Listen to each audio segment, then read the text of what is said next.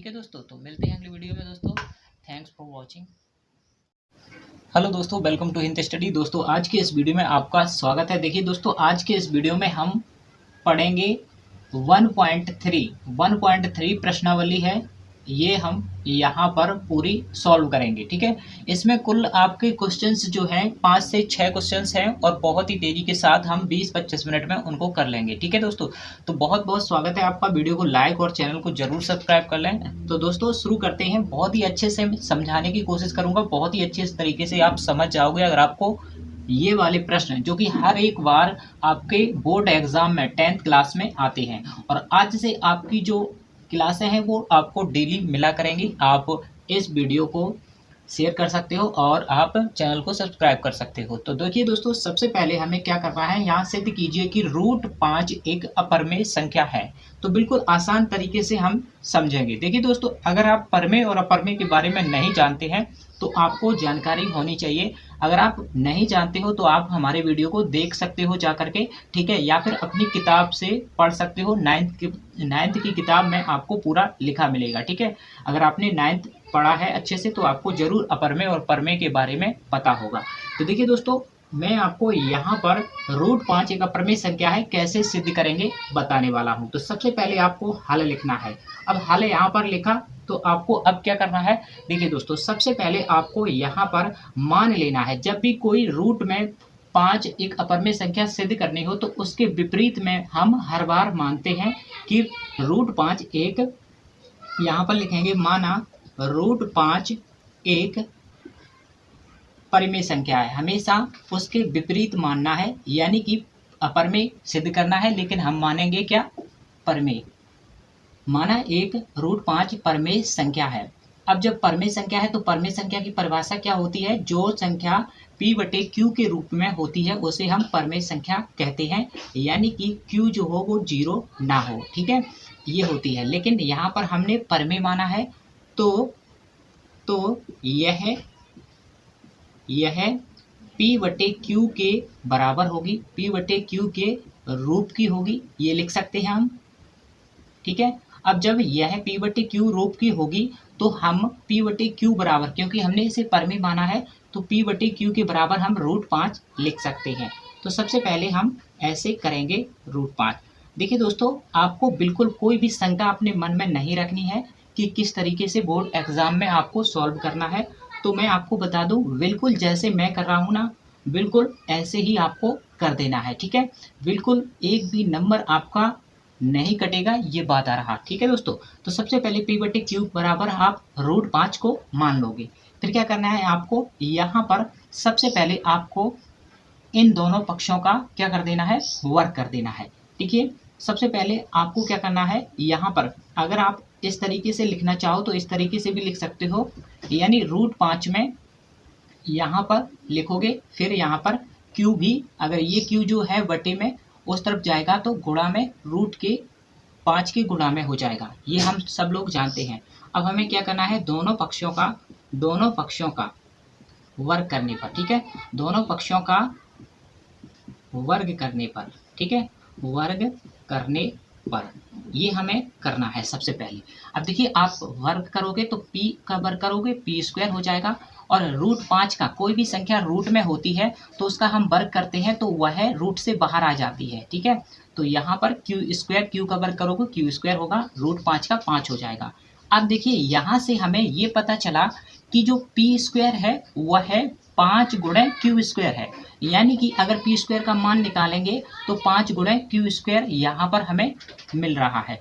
यानी इससे हमें ये पता चलता है, यहाँ हम लिखेंगे क्या लिखेंगे, अतः हमें ये पता है कि p² जो है वो 5 से विभाजित है। अब विभाजित क्यों है, क्योंकि p² जो है 5 से विभाजित है, क्योंकि यह p² के बराबर में 5 है, यानी कि जब भी हम p² का मान निकालेंगे या फिर p का मान निकालेंगे वो 5 के मल्टीपल में होगा। ठीक है, अब देखिए, इसीलिए हमने यहाँ पर लिख दिया है p², 5 से विभाजित है। ठीक है, यानी p² जो है वह 5 से विभाजित है, तो p जो होगा वो भी आपका 5 से विभाजित होगा, ये आपकी परिमेय है। आप देख सकते हो विभाजित है। मैं आपको समझा देता हूँ। यहाँ पर किसी भी संख्या अगर जैसे कि मान लीजिए 3 स्क्वायर जो है वह 3 से विभाजित है, 3 स्क्वायर जो है वह अगर 3 से विभाजित है तो इसका मतलब उसका वर्ग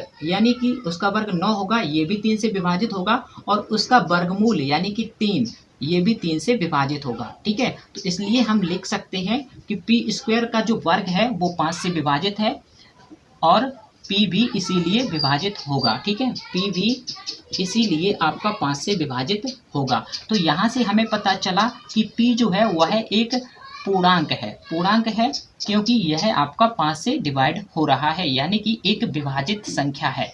ठीक है, अब यहाँ पर हमें पता चला पी जो है वो एक विभाजित संख्या हो जाती है। ठीक है, अब हम यहाँ पर क्या कर सकते हैं, अगर हम यहाँ लिख सकते हो जैसा कि मैंने बोला ए बराबर, अगर हम यहाँ पर 5c रखें, सॉरी यहाँ पर आपको ए बराबर, या फिर आप यहाँ पर रख सकते हो, क्या रख सकते हो, यहाँ पर आप रख सकते हो q बराबर आप मान लो 5। ठीक है, तो q बराबर अगर आप 5 मानोगे यहाँ पर,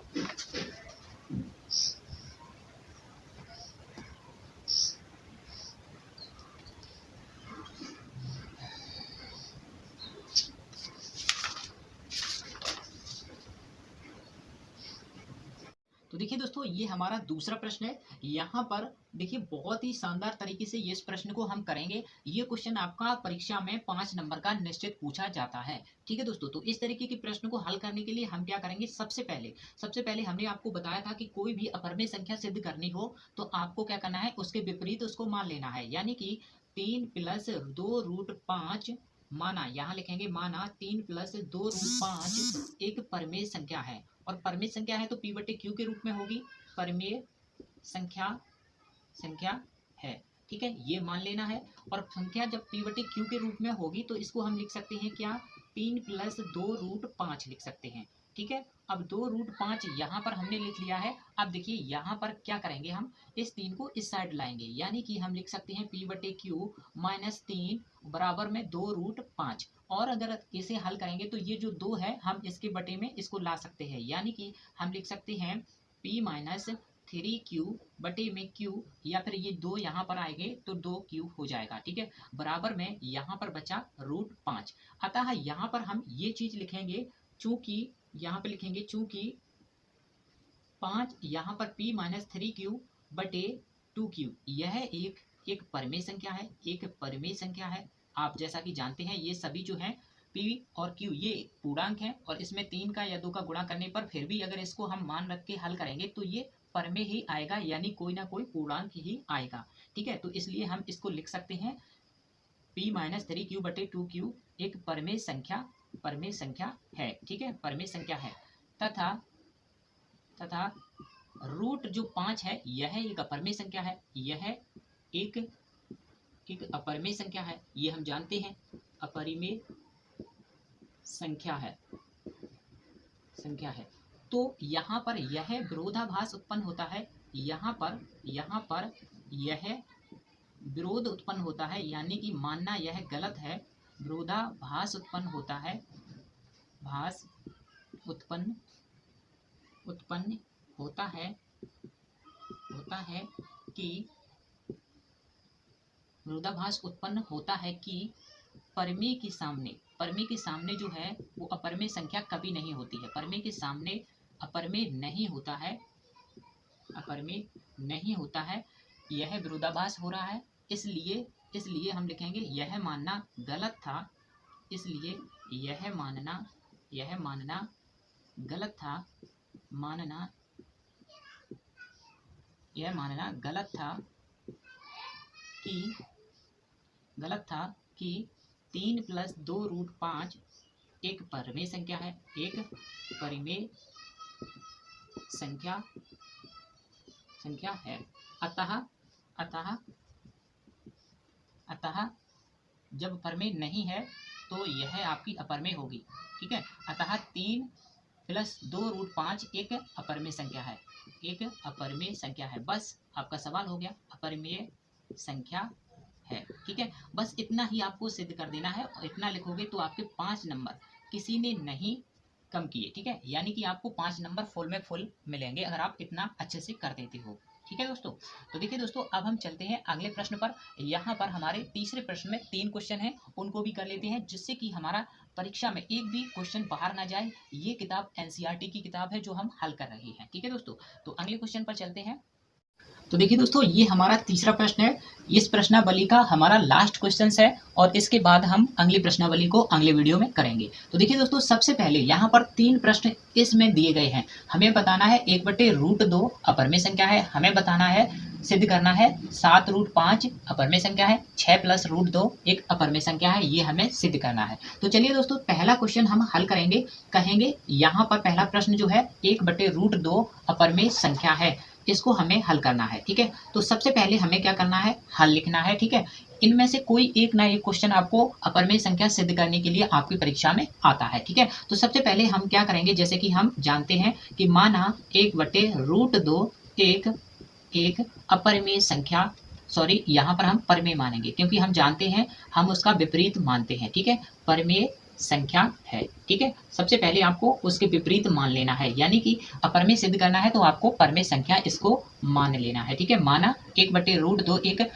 परमेय संख्या है और परमेय संख्या है तो P/Q बराबर 1/√2 हम लिखेंगे। अब हम क्या करेंगे, दोनों पक्षों का वर्ग कर देंगे, लेकिन हमें पहले पक्षांतर इसका कर लेना है। इसको इस तरफ करेंगे तो √2 P आएगा और यहाँ पर Q में 1 का गुणा होगा तो Q ही होगा। ठीक है, अब हमें कर देना है दोनों पक्षों का वर्ग, दोनों पक्षों का वर्ग करने पर। ठीक है, पक्षों का वर्ग करने पर, वर्ग कर देंगे, वर्ग करने पर। ठीक है, अब देखिए वर्ग करेंगे तो यहाँ √2 का वर्ग 2 होगा, P का वर्ग P² होगा और Q का वर्ग Q² हो जाएगा। अर्थात हमसे यहाँ पता चला हमें कि Q² जो है वह 2P² के बराबर है, यानी कि Q² जो है वह 2 से विभाजित है। यहाँ पर हम लिखेंगे Q² 2 से विभाजित है, विभाजित है तो Q भी 2 से विभाज्य होगा, 2 से विभाजित होगा। ठीक है, ये हमें सबसे पहले लिख देना है क्योंकि जैसा कि हमें पता है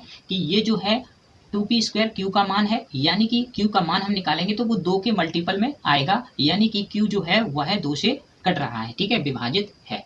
ठीक है, तो Q भी आपका 2 से विभाजित होगा। अगर वर्ग उसका विभाजित है तो ये एक प्रमेय होती है जिससे हमें पता चलता है कि किसी संख्या से अगर उसका वर्ग जो है विभाजित है तो वो संख्या भी जो होगी वो आपकी उससे विभाजित होगी। ठीक है, तो यहाँ पर देखिए सबसे पहले अब आपको यहाँ पर ऐसे तरीके से कुछ ऐसा मान लेना है कि अगर आप मानोगे यहाँ पर Q बराबर, अब आपको यहाँ पर Q मान लेना है, अतः हम यहाँ पर माना लिख लेना। ठीक है, माना अगर Q बराबर अगर हम 2C मान लें, जहाँ पर C जो है वह आपका पूर्णांक है, C पूर्णांक है।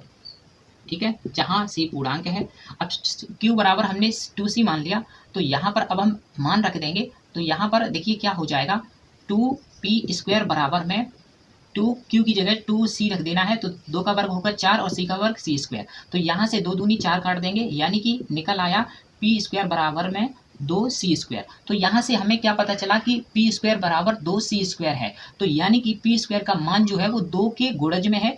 तो यह हम कह सकते हैं कि P² भी आपका 2 से विभाज्य है, यानी P² 2 से विभाज्य है, अतः P भी 2 से विभाज्य होगा, विभाज्य है, अतः P भी 2 से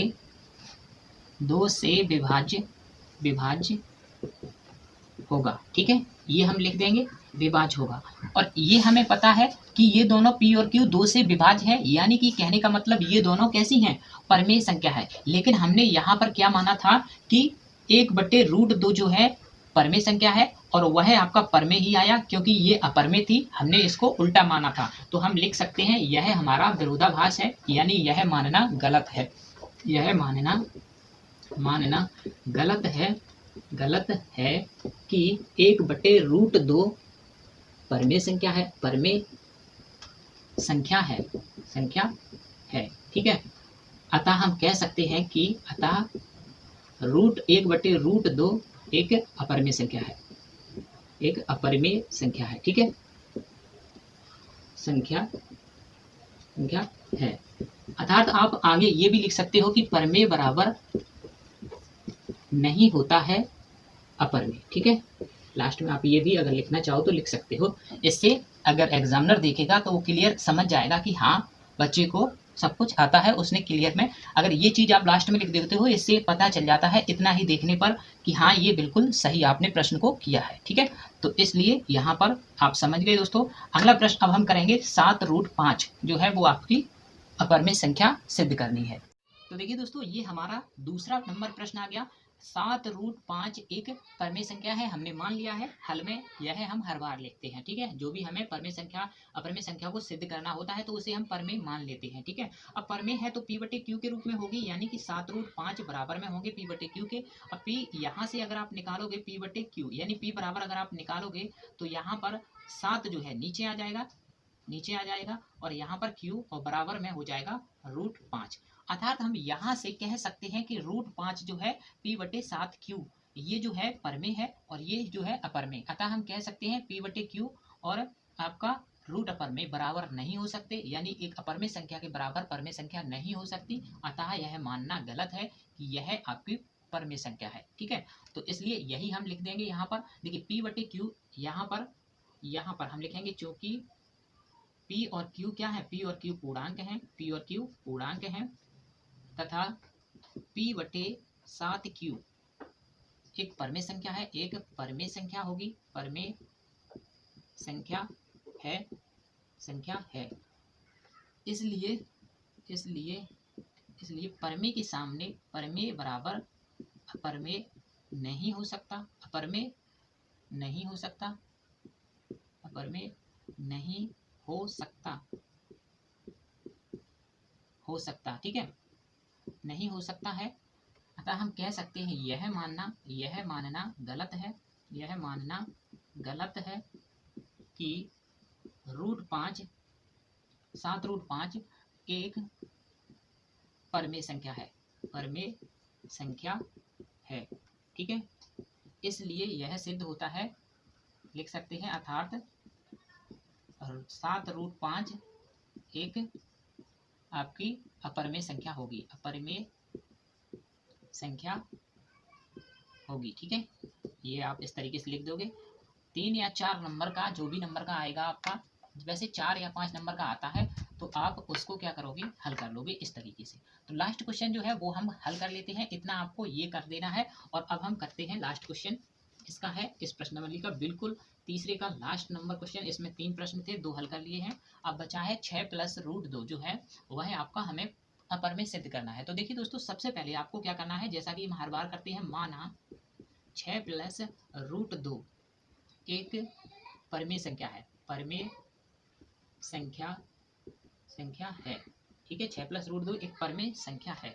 तो जब परमेय संख्या है तो हम क्या करेंगे, इसे p/q के रूप में मान लेंगे, 6 + √2। ठीक है, हम इसका सॉल्यूशन हम डायरेक्ट कर देते हैं, इसलिए अगर हम चाहें तो इसमें स्टेप और भी आगे बढ़ा सकते हैं। अब हम पक्षांतर करेंगे, यहाँ पर हम लिख सकते हैं कि पक्षांतर करने पर, तो इस तरफ 6 आया, माइनस का हो जाएगा और बराबर में √2 बचा। ठीक है, अब यहाँ पर हमें पता चला कि ये जो p/q इस तरफ हम कर सकते हैं और भी एक स्टेप बढ़ा सकते हैं, लेकिन अगर हम यही सिद्ध करना चाहें तो यही इसे कर सकते हैं। यहाँ हम लिखेंगे, चूंकि p और q क्या है, पूर्णांक हैं, ये लिख सकते हैं, और p और q -6 जो है, p/q -6 एक परमेय संख्या है, एक परमेय संख्या है। ठीक है, तथा √2 जो है, √2 एक अपरमेय संख्या है, √2 एक अपरमेय संख्या है, अपरमेय संख्या है। ठीक है, √2 एक अपरमेय संख्या है। इसलिए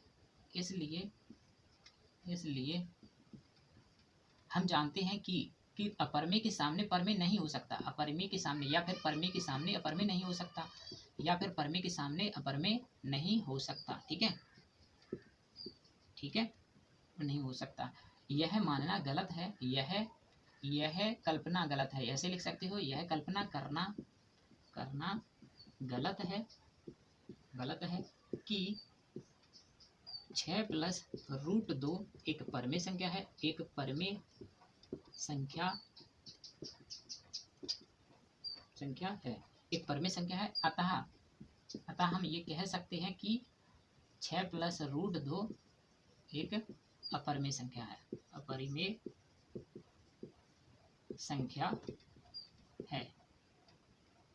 ठीक है, और ये आपका प्रश्नावली पूरा हुआ। ठीक है दोस्तों, तो कैसा लगा वीडियो? वीडियो अच्छा लगा तो वीडियो को लाइक और चैनल को सब्सक्राइब कर लें। अगली प्रश्नावली आपकी बहुत ही शानदार तरीके से हम लेकर आएंगे, तो इस वीडियो को लाइक और चैनल को जरूर सब्सक्राइब कर लें। मिलते हैं अगली वीडियो में दोस्तों। Thanks for watching. गर्मी बहुत ज़्यादा है। ठीक है दोस्तों, तो मिलते हैं अगली वीडियो को लाइक और शेयर जरूर कर दें अपने दोस्तों के पास, जिससे कि वो भी यहाँ पर फ्री में अपना मैथ जो है वो बिना कोचिंग किए अच्छे से समझ पाए। कोई भी क्वेश्चन है फिर से आपको पूछना है तो आप हमसे कमेंट करके पूछ सकते हैं। ठीक है दोस्तों, तो मिलते हैं अगली वीडियो में दोस्तों। Thanks for watching.